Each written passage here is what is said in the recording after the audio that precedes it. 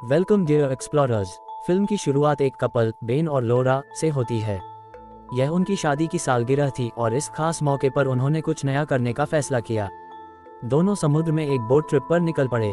उनका प्लान था कि वे कुछ दिन समुद्र के बीच अपनी बड़ी बोट पर बिताएंगे और फिर वापस लौट आएंगे। लेकिन तभी लोरा की नज़र दूर दिखाई दे रहे एक खूबसूरत और रहस्यमयी द्वीप पर पड़ती है। वह बेन से वहां रुकने की जिद करती है। बेन को यह आइडिया ज़्यादा पसंद नहीं आता क्योंकि उसे वह जगह थोड़ी अजीब लग रही थी, लेकिन वह लोरा का दिल भी नहीं दुखाना चाहता था। इसलिए दोनों अपनी बड़ी बोट से एक छोटी रबर बोट पानी में उतारते हैं और उस द्वीप की तरफ बढ़ जाते हैं। द्वीप पर पहुंचते ही उन्हें एक छोटी सी झोपड़ी दिखाई देती है। इसे देखकर उन्हें लगा कि शायद यहाँ कोई रहता होगा। दोनों पूरे द्वीप पर काफी देर तक घूमते रहे, लेकिन उन्हें हर तरफ सिर्फ कीचड़ और वीरानी ही दिखाई दी। बेन ने लोरा से कहा कि अब उन्हें वापस लौट जाना चाहिए, लेकिन लोरा ने कहा कि जब वे इतनी दूर ही गए हैं तो थोड़ा और घूम लेना चाहिए। कुछ आगे बढ़ने पर उन्हें कुछ पुरानी और जंग लगी मशीनें दिखाई देती हैं। बेन अंदाजा लगाता है कि शायद कई साल पहले कुछ वैज्ञानिक यहाँ आए होंगे और कोई प्रयोग किए होंगे।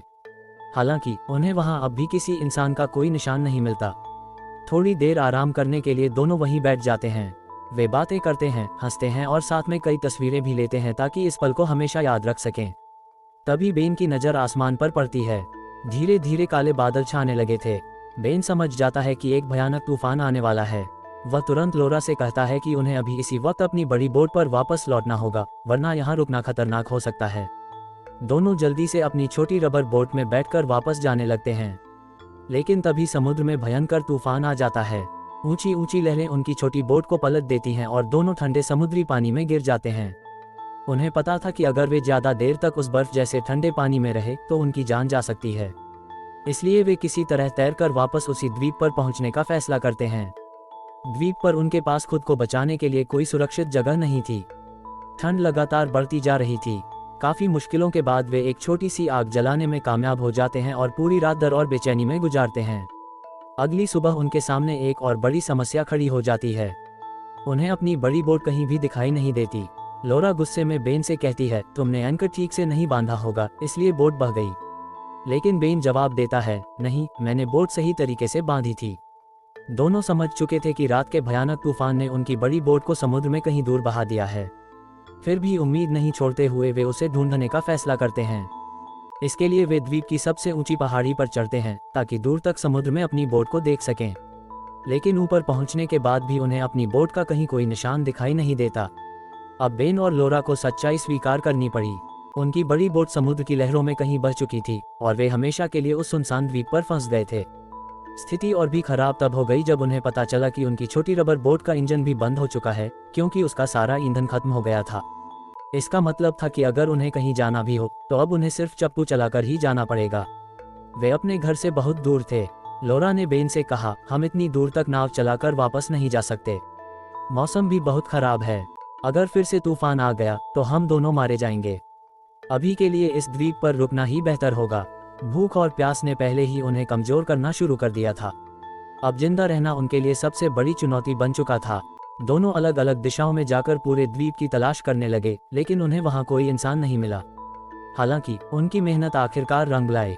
काफी खोजने के बाद उन्हें एक छोटा सा मीठे पानी का झरना मिला। उन्होंने राहत की सांस लेते हुए पानी पिया और थोड़ा पानी इकट्ठा करके भी रख लिया।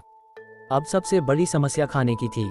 मजबूरी में उन्हें पेड़ों की पत्तियां और जो कुछ भी खाने लायक मिलता उसी से पेट भरना पड़ता। उनके पास न कोई फोन था और न ही कोई रेडियो, इसलिए वे किसी से मदद भी नहीं मांग सकते थे। इसी उम्मीद में उन्होंने जमीन पर बड़े बड़े पत्थरों और लकड़ियों से SOS लिख दिया, ताकि अगर कोई जहाज या हेलीकॉप्टर वहां से गुजरे तो उन्हें देख सके। लेकिन वे जानते थे कि यह सब सिर्फ किस्मत का खेल था। अगर कई सालों तक वहां से कोई नहीं गुजरा तो शायद उन्हें बचाने कोई कभी नहीं आएगा।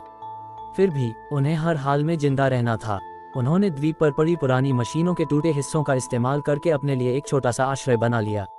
उन्हें एक पुराना डिब्बा भी मिला जिसे वे पानी जमा करने के लिए इस्तेमाल करने लगे। इस तरह दिन गुजरने लगे। हर सुबह वे खाने की तलाश में निकलते, लेकिन अक्सर उन्हें कुछ नहीं मिलता। एक दिन द्वीप पर घूमते हुए उन्हें 3 पुरानी कब्रें दिखाई दीं।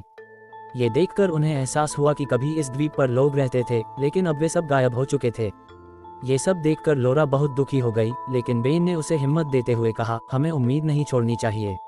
एक दिन जरूर कोई हमें बचाने आएगा। लगातार कई दिनों तक भूखे रहने की वजह से लोरा की हालत खराब हो गई और वह बेहोश होकर गिर पड़ी। बेन तुरंत उसे उठाकर उनके छोटे से आश्रय में ले आया। अगली सुबह जब लोरा की आंख खुली तो उसने बेन से कहा, हम सिर्फ इस उम्मीद पर जिंदा नहीं रह सकते कि कोई हमें बचाने आएगा। अगर हमें बचना है तो हमें खुद मजबूत बनना होगा। ये कहकर उसने कुछ लकड़ियां उठाईं और उन्हें तेज करने लगी। अब उनका इरादा शिकार करने का था। दोनों अपनी छोटी बोट लेकर द्वीप के दूसरे हिस्से में गए, जहां उन्हें बहुत सारे पेंगुइन दिखाई दिए। उन्हें देखकर लोरा की आंखों में आंसू आ गए, क्योंकि उसने अपनी जिंदगी में कभी किसी जानवर को नहीं मारा था। लेकिन अब उनके पास कोई दूसरा रास्ता भी नहीं था। उस दिन उन्होंने कुछ पेंगुइन का शिकार किया और कई दिनों बाद पहली बार पेट भरकर खाना खाया। खाने से उन्हें फिर से ताकत और हिम्मत मिली। अब उन्हें लगने लगा कि शायद वे इस खतरनाक जगह पर जिंदा रह सकते हैं। धीरे धीरे उन्होंने इस द्वीप पर जीना सीख लिया, लेकिन उनके दिल में घर लौटने की उम्मीद अब भी बाकी थी। हालांकि हर गुजरते दिन के साथ यह उम्मीद कमजोर पड़ती जा रही थी। हर शाम वे समुद्र किनारे खड़े होकर दूर तक देखते रहते, इस उम्मीद में कि शायद कोई जहाज या इंसान उन्हें बचाने आएगा। लेकिन जब पूरा दिन गुजर जाता और मदद का कोई निशान दिखाई नहीं देता, तो वे मायूस होकर रात में वापस अपने छोटे से आश्रय में लौट आते। कई महीने बीत चुके थे। एक दिन जब बेन और लोरा फिर से शिकार के लिए द्वीप के दूसरे हिस्से में गए, तो उन्होंने देखा कि वहां अब एक भी पेंगुइन नहीं बचा था। ये देखकर लोरा पूरी तरह टूट गई।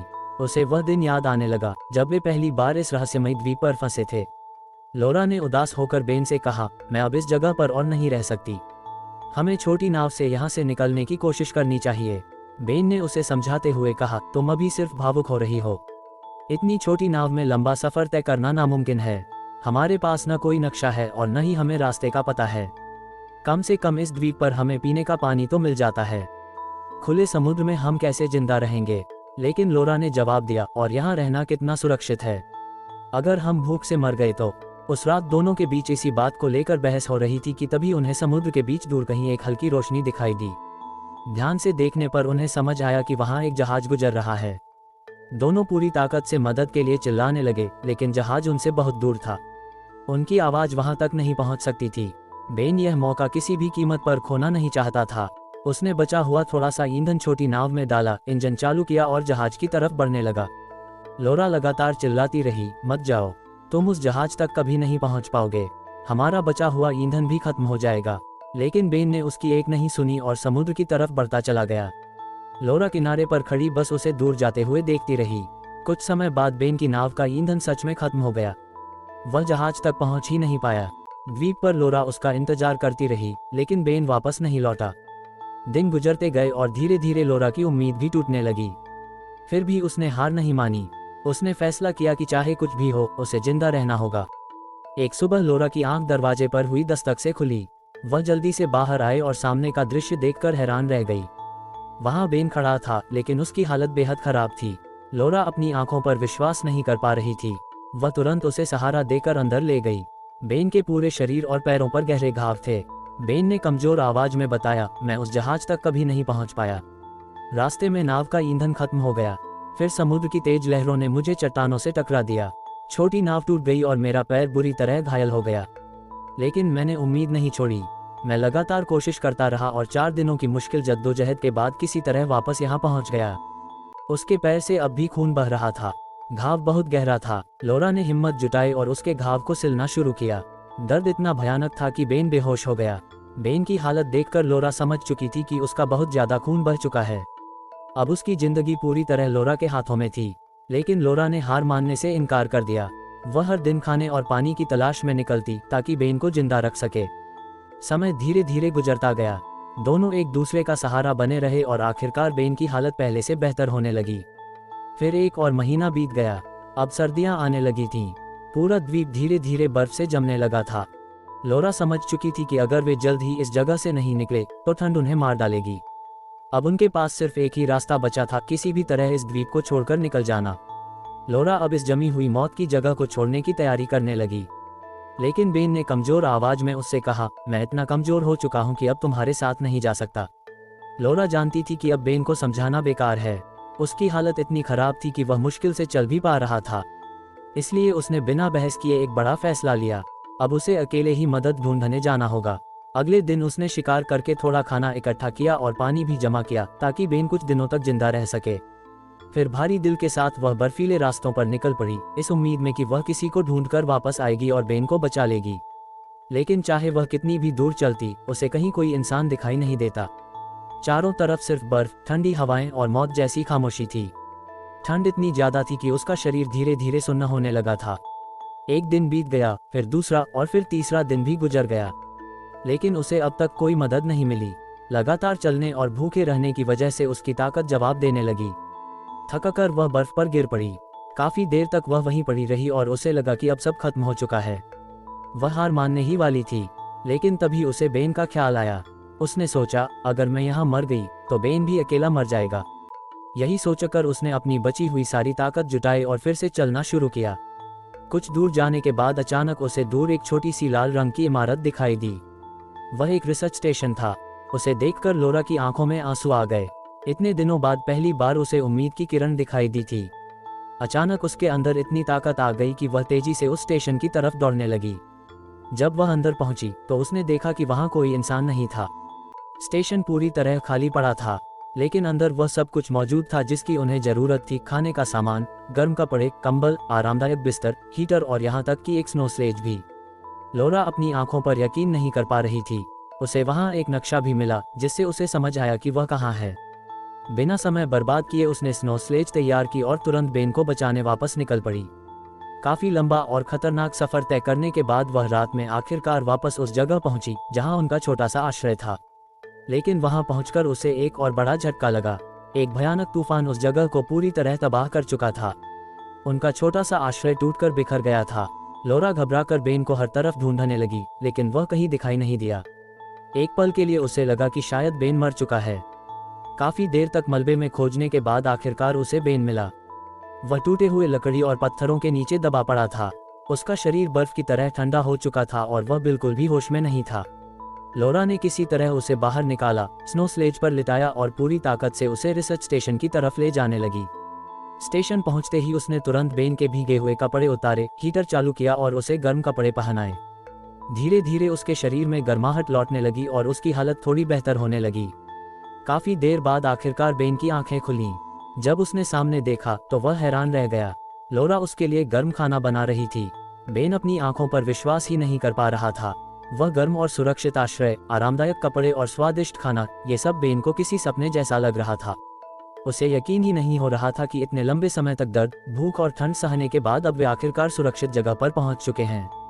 लोरा ने उसे गले लगाया और मुस्कुराते हुए कहा, ये सपना नहीं है, अब हम सच में सुरक्षित हैं। कई महीनों बाद पहली बार दोनों को चैन की नींद मिली। अब उनके पास ठंड से बचने के लिए गर्म कमरा था, खाने के लिए भरपूर खाना था और सबसे बड़ी बात, अब उन्हें हर पल मौत का डर नहीं सता रहा था। दोनों की खुशी का ठिकाना नहीं था। वे इतने खुश हुए कि हंसने लगे, नाचने लगे और एक दूसरे को देखकर भावुक हो गए। इतने लंबे संघर्ष के बाद आखिरकार उन्हें उम्मीद और सुकून मिला था। कुछ दिनों तक वे रिसर्च स्टेशन में आराम से रहने लगे। धीरे धीरे बेन की तबीयत भी पूरी तरह ठीक होने लगी। अब दोनों हर दिन इस उम्मीद में बाहर देखते कि शायद कोई उन्हें यहाँ से ले जाने आए। फिर आखिरकार वह दिन आ ही गया जिसका वे इतने समय से इंतजार कर रहे थे।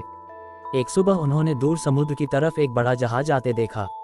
वह रिसर्च स्टेशन पर आने वाले वैज्ञानिकों का जहाज था। जहाज को देखकर बेन और लोरा की आंखों में खुशी के आंसू आ गए।